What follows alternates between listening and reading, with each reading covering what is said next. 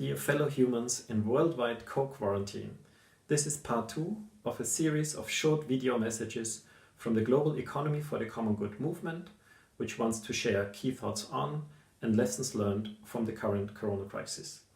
Our movement is working towards system change and develops alternatives for the huge social and ecological challenges that mankind has already been facing before the corona outbreak. Cooperate. The second lesson that we could learn is that as globalization advances, human beings should rather cooperate than compete. The Austrian Chancellor put it right.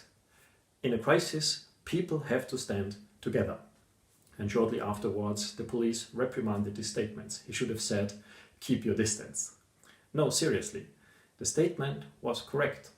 But the question rises, why do we not act in solidarity and cooperate in our mutual interest all the time? Instead of increasing constantly our competitiveness, try to be better than others, crowd them out or let them down. At the very least, when people are in need and crisis, they appreciate when they will be helped. This principle applies to the individual level as well as to the state level. Two scenarios for comparison. 1. Each country tries to develop a drug or vaccination for itself first. 2. The international community, the members of the World Health Organization, work together on solutions which benefit everyone equally.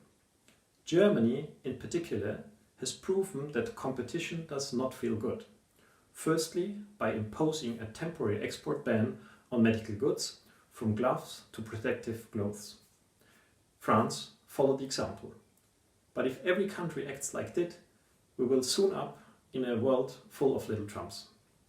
News that a German pharmaceutical company considered accepting an immoral offer from the US president shows that healthcare is still in too many cases a private good.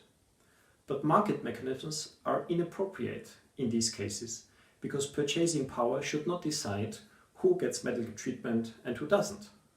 Healthcare, not only in times of crisis, should be elevated to a public good.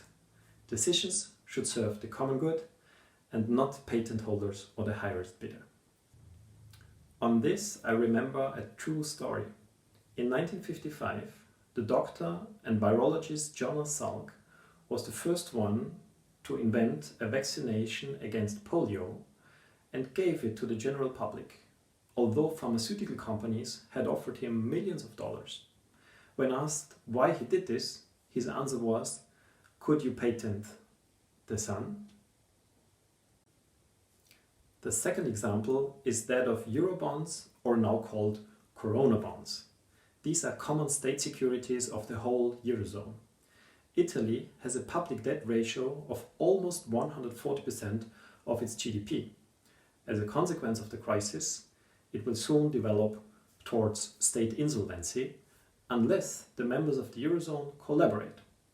With the help of 16 other countries, interests on new government bonds could be kept low. But again, Germany, the Netherlands and Austria say no. We are not going to cooperate, we are not going to stand together. With this reaction, apart from breaking solidarity, these countries put at risk the survival of the euro once again.